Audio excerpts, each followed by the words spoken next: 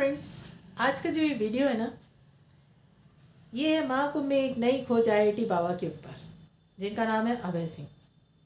आगे पूरी कोशिश करूंगी कि इस वीडियो में मैं उन्हें केवल अभय सिंह के नाम से ही संबोधित करूं, बट मुझे पता है कि मैं आज बहुत पैनिक होने वाली हूँ, तो हो सकता है कुछ निकल जाए मेरे मुँह से।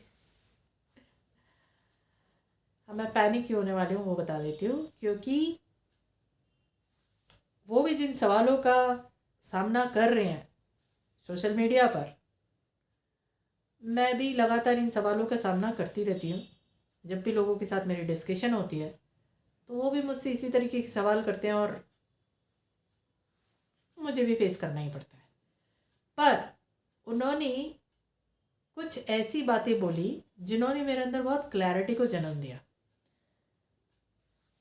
सेम थॉट प्रोसेस है उनका मेरा, लेकिन कहते हैं ना, एक स्टेटमेंट में एक वर्ड और ऐड हो जाए तो उसके नए आयाम निकल जाते हैं। जैसे उनसे एक सवाल किया गया कि क्या आप सब माँ बाप के बारे में ऐसा सोचते हो कि माँ बाप का कोई मतलब नहीं होता है, तो उन्होंने कहा नहीं, सब माँ बाप एक जैसे नहीं होते हैं। पर आपने इस स्टेटमेंट को एब्सोल्यूट बना दिया कि माँ बाप का स्थान ईश्वर से ऊपर होता है, बावजूद इसके कि कितने माँ बाप कितने क्राइम करते हैं अपने बच्चों के प्रति। उन्होंने जो उसके अंदर वो एब्सोल्यूट वर्ड जोड़ा, उसने मुझे बहुत एक क्लैरिटी दी, क्योंकि मैंने जो डेफिनेशन सेट की है वो मेरी भी वही है कि माँ बाप, जो लोग बोलते ना कि शास्त्रों में लिखा है माँ बाप का स्थान ईश्वर से ऊपर होता है, मैं नहीं मानती। मैं नहीं मानती। और क्यों नहीं मानती? क्योंकि माँ बाप के भी जितने कर्म है ना, उस पर कितने कानून बने पड़े हैं। क्यों पड़े? वो इसीलिए बने क्योंकि उन्होंने उसे क्राइम के रूप में फॉलो किया है। पर आपने ये स्टेटमेंट एब्सोल्यूट बना दी तो वो भी अपने आप को भगवान का ही दर्जा, और उनको लगता है ये क्राइम करने का हमारा राइट है, क्योंकि हम तो भगवान बन चुके। अब होता है ना, ब्रिटेन की महारानी थी एलिजाबेथ, या वहाँ का कोई किंग बन जाए तो उनके सारे कर्म माफ, उनके ऊपर कोई अभियोग नहीं लाया जा सकता। वो किसी का खून भी कर दे तो भी माफ। ये 2000 की बात है। नेपाल का राजकुमार था जिसने पूरे नेपाल के राजसी परिवार को ख़त्म कर दिया था। तो उस समय ये था, क्योंकि उसने खुद को भी शायद गोली वोली मार ली थी, तो ये था कि अगर ये बच गया तो राजा यही बनेगा, और जितनों का भी इसने खून किया वो सब माफ। तो ये अभी भी दुनिया में देखने को मिलता है, और ये सब तरह के माँ बाप के ऊपर एप्लीकेबल हो जाता है जब उन्हें ये स्टेटमेंट दे दी जाती है कि माँ बाप का स्थान ईश्वर से ऊपर होता है, बावजूद इसके कि वो कितने क्राइम कर रहे होते हैं। अभय सिंह के केस में भी जो हुआ उसे क्राइम की संज्ञा दी जाएगी। क्यों? क्योंकि अभय सिंह ने बोला, बचपन में जब घर के अंदर वायलेंस होता था तो मेरा दिमाग फ्रीज कर जाता था, मैं हेल्पलेसनेस फील करता था, मैं पढ़ने के लिए रात में जागता था, दिन में सोता था, ताकि मैं उनके वायलेंस से दूर रहूं। तो क्या ये एक बच्चे के प्रति एक क्राइम नहीं है? एक बच्चा जब इस दुनिया में आता है ना, वो कोरा कागज होता है।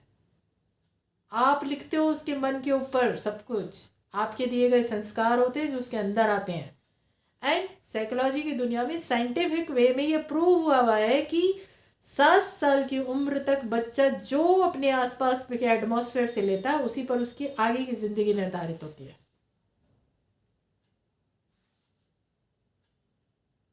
अब अभय सिंह का केस देखने वाला केस है कि एक जगह पे वो टॉपर है, यानी उसके ब्रेन की ग्रेस्पिंग पावर है कि उसने सब बच्चों को पीछे छोड़ दिया।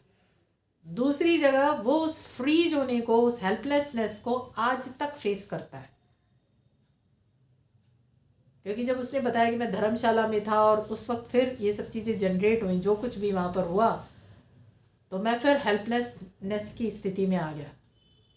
मेरा डिप्रेशन फिर से पीक पर आ गया, बचपन फिर से स्टार्ट हो गया। तो जो उस उम्र में वो सब कुछ उसने फेस किया, वो आज तक उसके साथ चल रहा है। तो साइंटिफिकली जो प्रूव किया गया है वो दिखाई दे रहा है।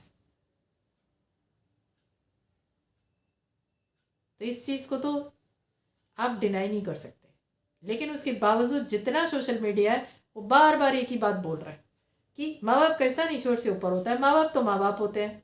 एंड फिर लोग, सोशल मीडिया वाले उसके घर पर पहुंच गए, जहाँ के पर उसके पिताजी ने बात की, कुछ और लोगों ने जो उस जगह के थे, जो उसके संपर्क में थे कभी, उनसे बात की, तो उसी में से एक स्टेटमेंट और निकल के आती है।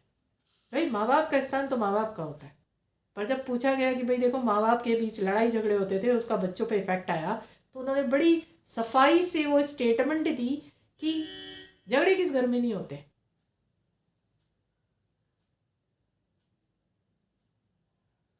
मुझे बहुत ही अजीब लगा जब बात बच्चे की आती है, जिस बच्चे में कितने लोग हैं जो बोल रहे हैं कि हाँ ये डिप्रेशन में है, ये अफेक्टेड है, और बचपन से ये चीज़ चली है, बावजूद इसके कि आईआईटी का स्टूडेंट रहा, टॉपर रहा, वो आज तक फेस कर रहा है तुम्हारे एक्ट की वजह से। तब भी आप उसको स्टेटमेंट दे रहे हो कि माँ बाप का स्थान ईश्वर से ऊपर होता है। बच्चा जब दुनिया में आता है कोरा कागज होता है, उसके अपने संस्कार, अपनी बुद्धि नहीं होती। पर जिस वक्त माँ बाप शादी करते हैं ना, वो कॉन्शियस लेवल पर होते हैं, उन्हें पता होता है शादी का मतलब क्या होता है, उन्हें पता होता है कि शादी की जिम्मेदारियां क्या होती हैं, उसका निर्वाह कैसे किया जाता है, और इस सब की भी व्याख्या शास्त्रों के अंदर दी गई है। हिंदू धर्म के हिसाब से 5 संस्कार है। एक जन्म का संस्कार, विवाह का संस्कार, मृत्यु का संस्कार, जनेऊ संस्कार, एक संस्कार और है जो मुझे याद नहीं है। तो उसी में से जब जन्म का संस्कार है, तुम्हारा जन्म हो गया तो तुम उन्हें ईश्वर मानो। तो जो विवाह का संस्कार है उसकी व्याख्या शास्त्रों में दी गई है। आपने उस विवाह को शास्त्रों के अनुसार जिया है? वहां भी शास्त्र दिखाई नहीं देते, और आज भी आप इतने ओपनली ये बात बोलते हो कि घर में किस घर में झगड़े नहीं होते।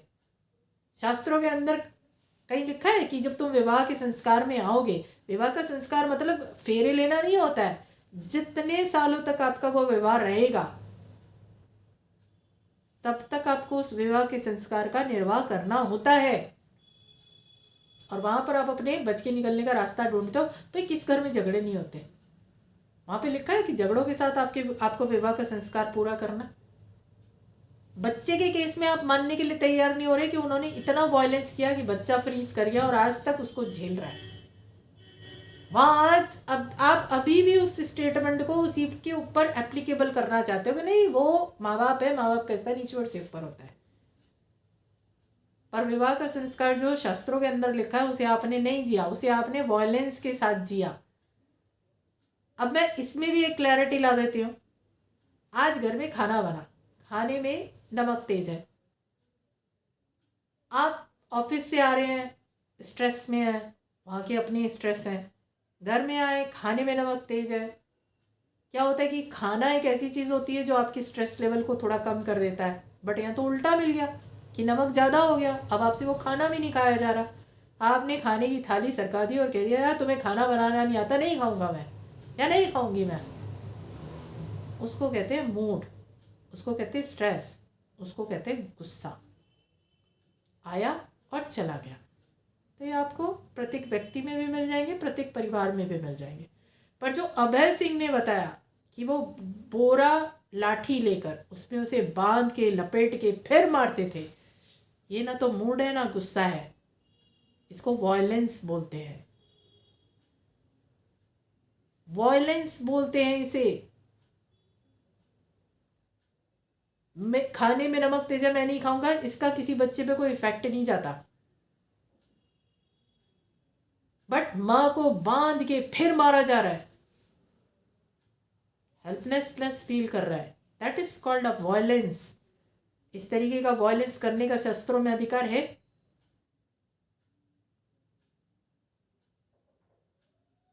विवाह जब आपने किया आप कॉन्शियस लेवल पर थे, आपको पता था विवाह क्या होता है, उसको नहीं पता।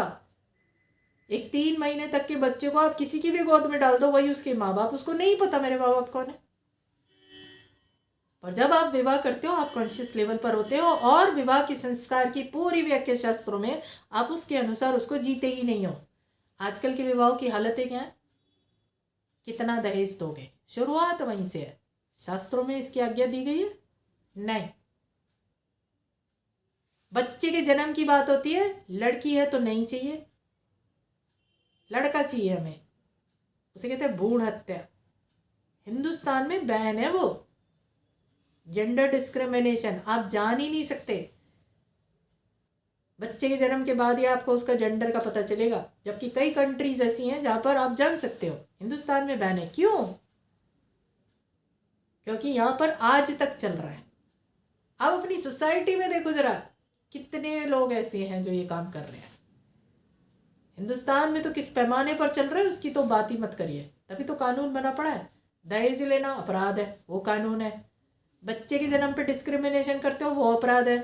तुम देखो तो सही कि तुम किस मेंटलिटी के साथ विवाह करते हो और तुम किस मेंटलिटी के साथ उस जीवन का निर्वाह करते हो। मैं एक राइटर हूँ, मैं लिखती हूँ। मैंने आज के विवाह की डेफिनेशन पता है क्या दी है?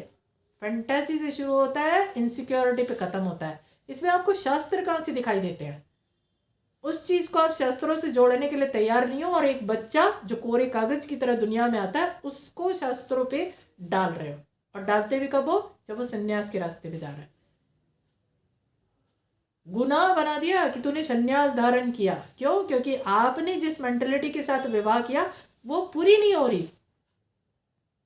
भाई हमने तो तुझे जन्म इसलिए दिया था। यकीन जानिए, अगर लड़के 18 साल की उम्र में माँ बाप को छोड़ के जाना चालू कर देना कि नहीं बस भ्रूण हत्या नहीं होगी इस दुनिया में, ये केवल तभी तक हो रही है जब तक लड़कों को ये सिखाया जा रहा है कि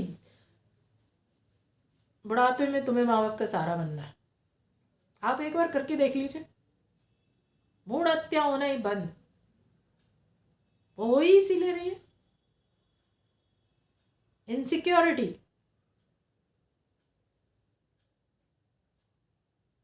अमेरिका में क्यों नहीं हो रही कि लड़की नहीं चाहिए लड़का चाहिए? क्योंकि वहाँ 18 साल की उम्र के बाद बच्चे वैसे ही माँ बाप से अलग हो जाते हैं। सोसाइटी का नॉर्म्स है वहाँ पे, माँ बाप के साथ नहीं रहना, अपनी ज़िंदगी अलग से जियो। यहाँ पे करके देख लो, बंद हो जाएगी। फिर उसके बाद कितने बच्चे जो सुसाइड कर लेते हैं। अब माँ बाप का प्रेशर ये कि तुझे इंजीनियर बनना है, डॉक्टर बनना है। कितने जीवन ऐसे हैं कि हमने वो जिए ही नहीं जो हम जीना चाहते थे, क्योंकि माँ बाप ने हमें ये करने पर मजबूर कर दिया। तो ये तो तुम्हारे विवाह के संस्कार चल रहे हैं, और उसके संस्कार चल रहे हैं जिसे तुम कॉन्शियस लेवल पर करते हो। बड़ा एग्जाम्पल दे रही हूँ, बहुत बड़ा। वेद व्यास जी के जो पुत्र थे शुकदेव जी, ऐसा माना जाता है, लिखा हुआ जो है कि 16 साल तक वो गर्भ में थे और जैसे ही उनका जन्म हुआ वो सीधे जंगल की ओर चले गए। अब ये सारी चीज़ें कैसे मुझे नहीं मालूम, पर मैंने हिस्ट्री में यही पढ़ा है। और शुकदेव जी शुरू से सन्यासी थे, सांसारिक जीवन में थे ही नहीं। वेद व्यास जी सांसारिक जीवन में थे, शुकदेव जी नहीं थे। भागवतम का पाठ कराते हो आप अपने घरों के अंदर। ये शुरू कहाँ से हुआ था? जब अभिमन्यु के पुत्र परीक्षित की मृत्यु का समय था, तब वो 7 दिन का भागवतम का पाठ शुकदेव जी ने किया था। और वो पूर्णतः सन्यासी थे और वेद व्यास जी के पुत्र थे। और वेद व्यास जी संसारिक जीवन में थे, वो सन्यासिक जीवन में थे। आप देखो तो सही कि आप अपनी ही सोच और अपने ही कार्यों में कितने कॉन्ट्राडिक्ट हो। अभय सिंह अगर क्राइम के रास्ते पे चले गए होते तो मैं कहती कि ये गलत था। सन्यास के रास्ते पे गए तो क्या है? और वो तो सन्यासी भी नहीं है, भी बैरागी है। तो आप उसको भी एक्सेप्ट करने के लिए तैयार नहीं हो। यानी शास्त्रों को भी ना पूरी तरीके से अपनी जगह पे तोड़ मड़ोड़ रखा है। नहीं, आप क्या बोलते हो मेरे को उससे कोई प्रॉब्लम नहीं होगी, बस आप ये कहना बंद कर दो कि माँ बाप का स्थान ईश्वर से ऊपर होता है। इस समाज के अंदर कितनी चीज़ें बैलेंस हो जाएंगी ना, आप सोच भी नहीं सकते। तो माँ बाप को इतना कमज़ोर बना दिया गया है और वो बन गए हैं कि यकीन जानो बच्चा तो अपना जीवन जी नहीं पाता, पर माँ बाप अपनी इनसिक्योरिटी में क्या क्या करते हैं और कैसे समाज की सारी परिभाषाओं को ही नहीं, शास्त्रों की परिभाषा को बिगाड़ने में लगे पड़े हैं ना। ये हिंदुस्तान में सीख लो। मैं तो इस सबसे अलग रहती हूँ, बिल्कुल एकदम अलग रहती हूँ। मैं लोगों से कैसे पीछा छुड़ाती हूँ। जब भी मेरे से कोई कहता ना शास्त्रों में लिखा, मैं सीधा एक ही सवाल है, शास्त्र पढ़े कभी? तब मैं तो रीडर हूँ, ये देखो ज़रा। भंडारकर इंस्टीट्यूट ऑफ पूना में रिसर्च हुई है, महाभारत, रामायण, पुराणों पर, मैं तो वहाँ से भी जाके लेके आने वाली हूँ। मुझे पढ़ना है कि था क्या वास्तव में। मेरी मानसिक स्थिति अभय सिंह से कुछ कम नहीं है।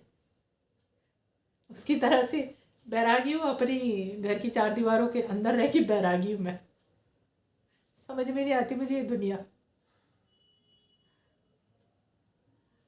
ठीक है, but I am happy. Crime तो नहीं किया ना कोई भी। अकेले जीवन जीना क्या गलत है। I am happy.